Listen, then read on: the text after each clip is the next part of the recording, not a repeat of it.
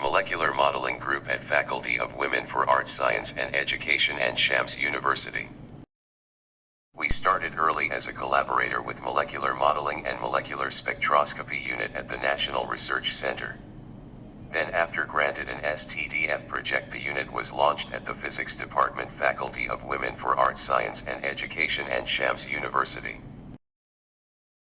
Some workshops were launched in the university and we hosted the First Spectroscopy Winter School in December 2018. Moreover, we are among the hosting intuitions for the International Conference on Molecular Modeling and Spectroscopy.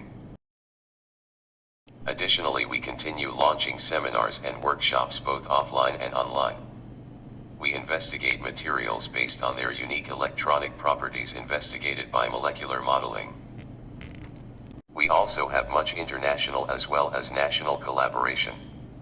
As part of our mission, we train students on the recent developments in smart and nanoscale materials. We do believe that Science Cafe is an important event for early career researchers, thus we are proud that our efforts are part of Science Cafe efforts. Also, we are going to participate in the activities of the Nano Club with Group of Nanotechnology Research Center at the British University in Egypt.